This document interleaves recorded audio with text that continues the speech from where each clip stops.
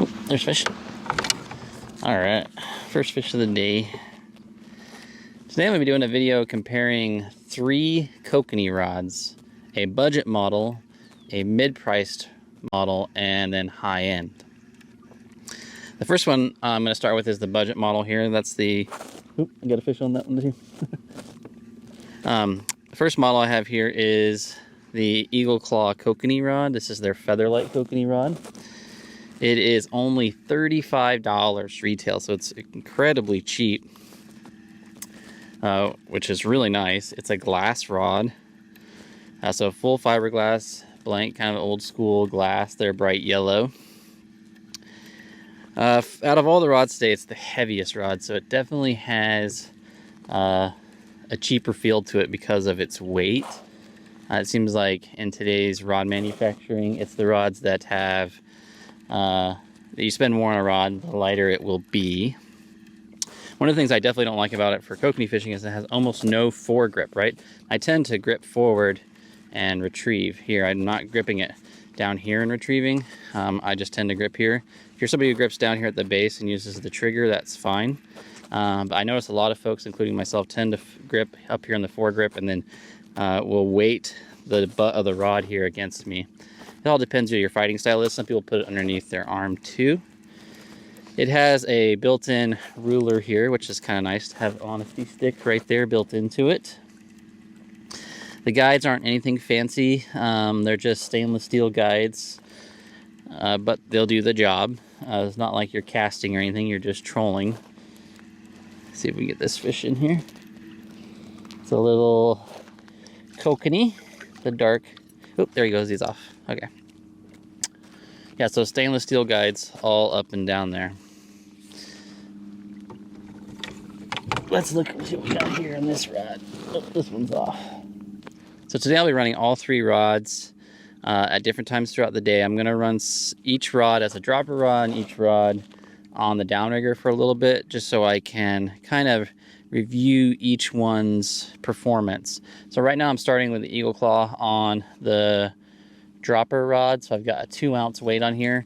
You can see this rod actually has a fair amount of backbone. It's got that nice soft tip of a glass rod, but it kind of runs out at about 2/3 down, which is pretty ideal for a dropper rod actually, because you want something that has a little bit more backbone to help handle, you know, if you're putting out a 2, 3, or even 4-ounce cannonball. I feel like this rod can actually do that quite well. It's got a graphite reel seat, and then it's got a compressed cork foregrip. Its foregrip is extremely small, maybe 1.5 inches, 2 inches. And then it's got sort of a cheap filling ring cork down below with a compressed cork butt.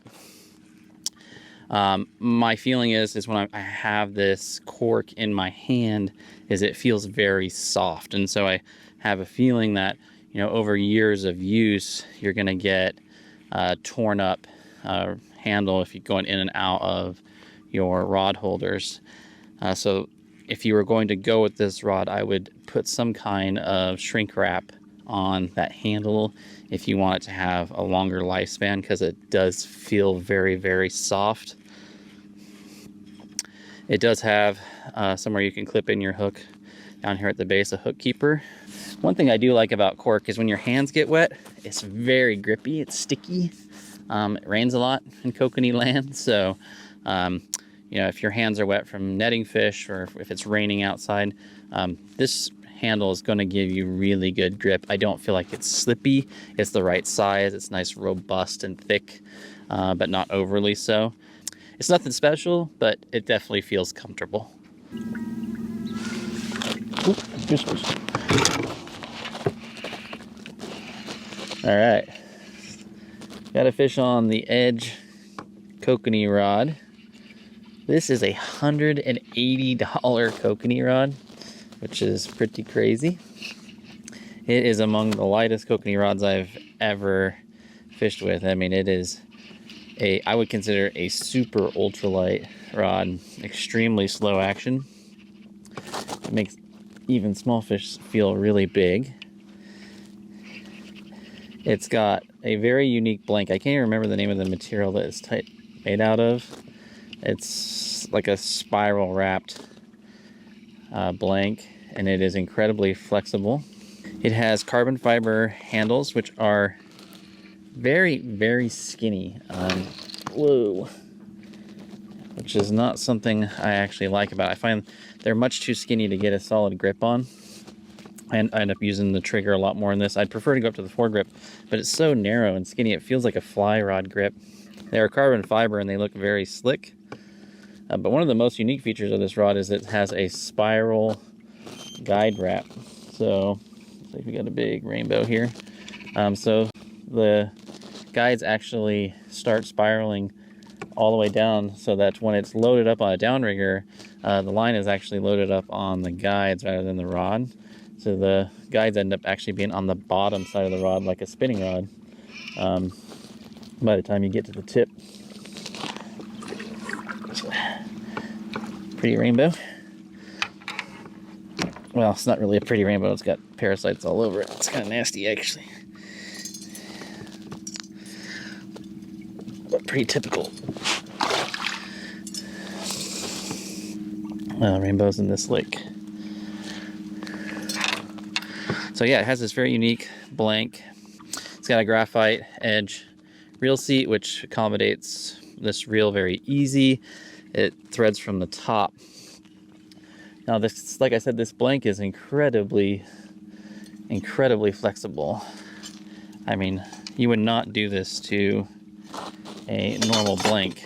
But look at that, that is amazing. But it obviously lacks a lot of power, so I'm bending the rod blank well past the 50% mark on this. Is a 7'6" rod, so it doesn't have a ton of backbone.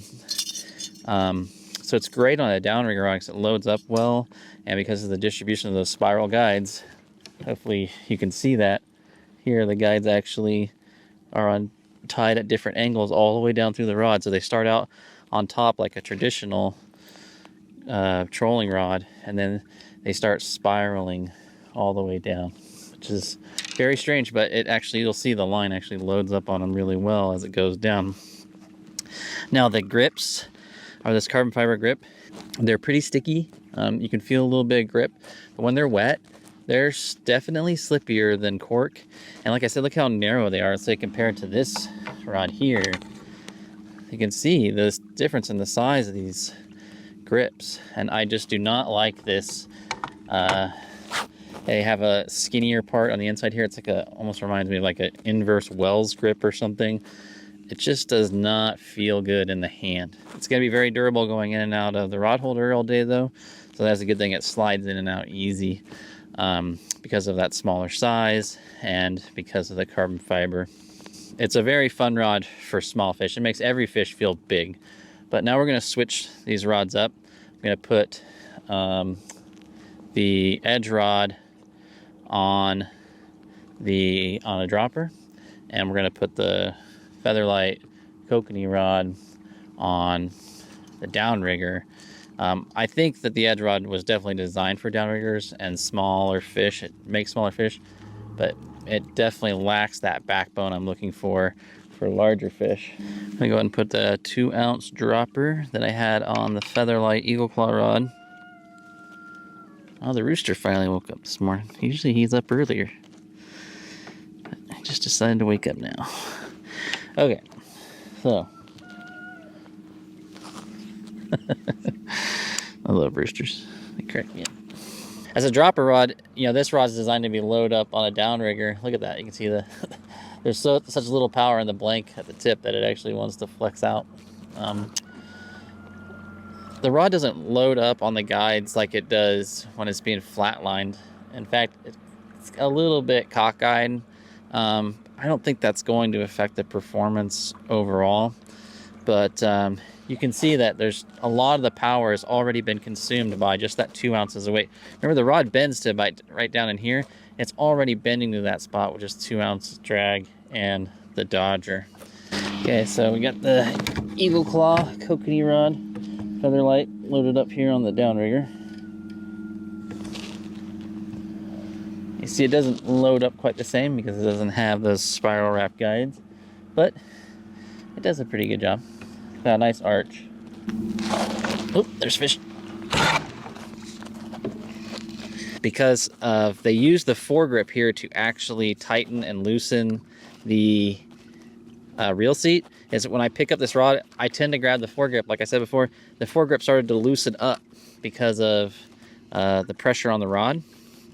So it really kind of forces you to pull back and fight it back here, because here, if you tend to be one of those people who grabs the foregrip actually started to rotate there in my hand, and I just don't really like that.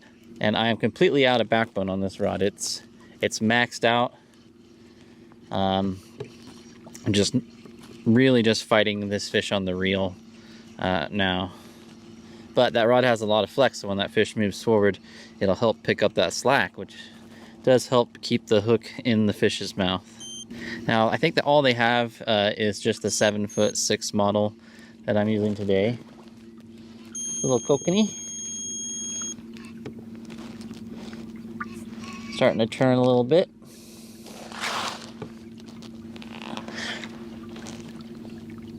Come here, buddy. There we go. Little buck. A little bit turned, but not terrible. So overall, my feeling on the edge rod, it's a very high-end rod, and it has high-end features. That blank is really phenomenal. It feels almost unbreakable, but I hate to say that.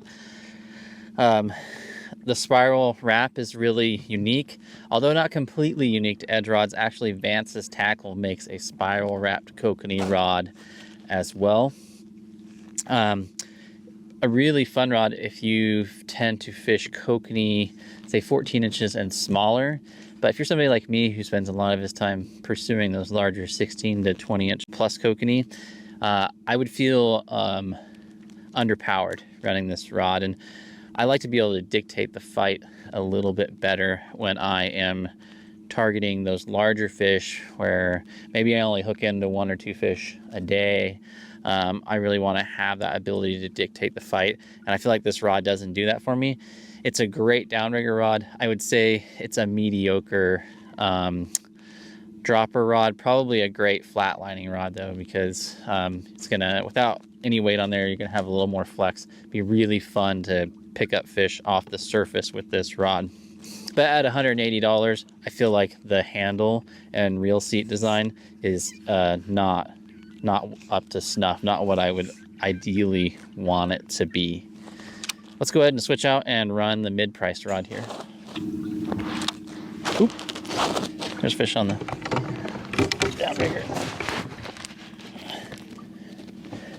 Now the Eagle Claw Featherlight series comes in 2 different sizes, a 7'6" and an 8-foot model. I prefer the 7'6" model. Those shorter rods just seem to be better for me netting on my own. I do love the bright color though. It makes a bite stand out. It really catches your eye when that rod starts to wiggle. And I wish a lot of other manufacturers would follow suit with brighter colors, or at least hot tips on their Kokanee rods. It seems like something that only the low-end manufacturers do, where it's a great feature. I don't know why more expensive manufacturers don't go that route. It's a little bit darker Kokanee. And if you're going to keep a dark one, might as well keep a buck. So you can see that Featherlight rod did just fine coming off the downrigger. It works great as a downrigger rod. It's glass. It's not going to snap like a graphite rod would. You know, that's part of the reason you won't see me using like Okuma's SST Kokanee rods in the downrigger. They're just graphite. Over time, they're going to fatigue and crack. I'm going to stick to those glass and composite rods, or whatever the heck that edge rod's made out of. That's one of the things that bugged me a little bit about the edge rod. There's almost no information on that rod on their website. They talk a little bit about it, but they don't give you very much information on the blank and what it's made of, the materials. It's just very lacking. It's very minimalist website. I think that's true for almost all of their stuff on their website. Like, it's very confusing and hard to find information out about those rods. I think they rely primarily on word of mouth. But I would like to see more information on their website about the rod itself. So you can see here on this Eagle Claw rod, see how the line is actually hitting the top of the blank there? With that spiral wrap on the edge rod, that just does not happen. The line actually rotates out and loads up on the guides themselves. Another thing, that's why you'll see, like on a lot of Kokanee rods, higher end Kokanee rods, that they'll put more guides. The whole idea is to keep the line from rubbing on the blank.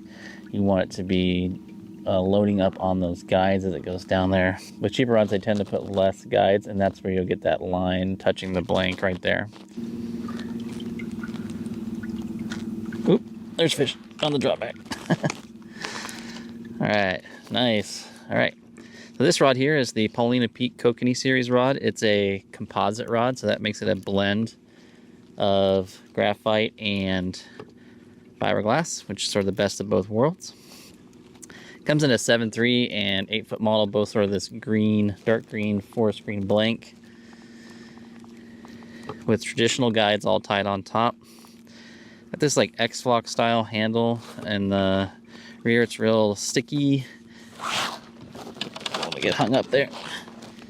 And then in the front, they've got a 4-finger size foregrip of compressed cork, which is really nice for me because I tend to tuck in and retrieve just like this. Oh, this is next year's Kokanee, a nice chrome one. That's what I was really hoping for more of today. Beautiful fish. Oh, striking a miss. There we go. But yeah, you see that foregrip, it tightens up here on a graphite reel seat. That's perfect for me to put my hand in right there. The handle, like I said, it's got this weird sort of X-Flock style wrap on it. It is extremely sticky when wet. So we're gonna go ahead and move the Paulina Peak rod over to the downrigger rod, just so I can show you how well it fishes on there. So the Paulina Peak rod and the Eagle Claw rod are both 2-piece rods. So you can take them apart, whereas the edge rod is a 1-piece rod. I generally prefer 2-piece. It just makes it a little bit easier to transport and store,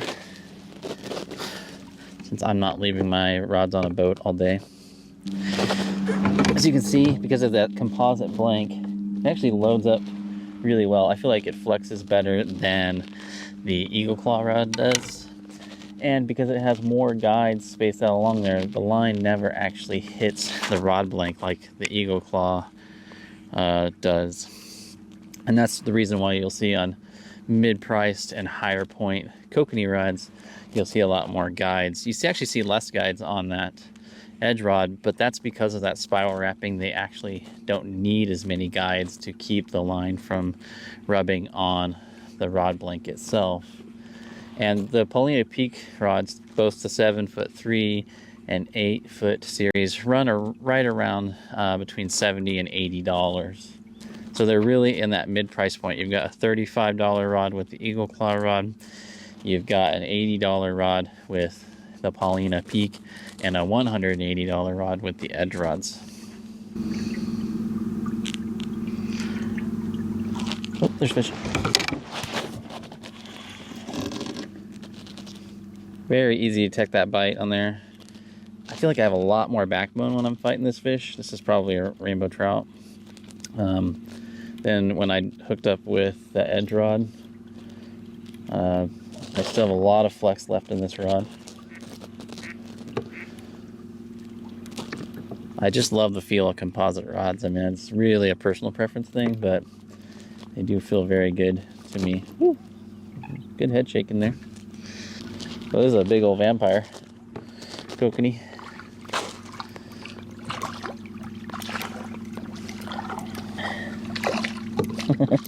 Very cool looking. That's a nice sized fish though, and it's a buck. I might as well net it. Oop. Downrigger hitting the bottom there. It's not good. There we go. Wasn't paying attention, that downrigger ball's just dredging along the bottom. All right, that does it for today's video. I hope this video sort of helped you consider what types of things to look at when you're looking at kokanee rods.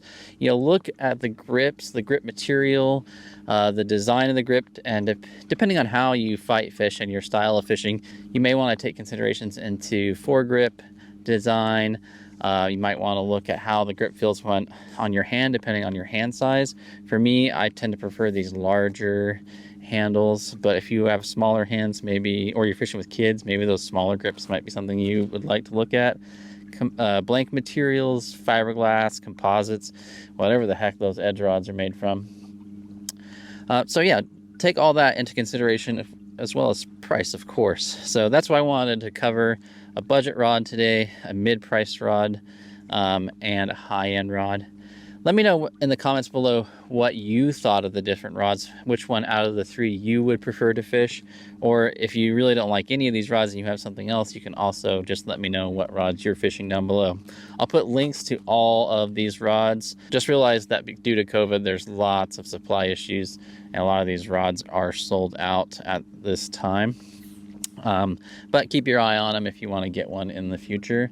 And if you have any questions about these rods, please let me know in the comments section below. All right, I'll see you next time out on the water. Just remember, fish smarter, not harder. Bye, guys.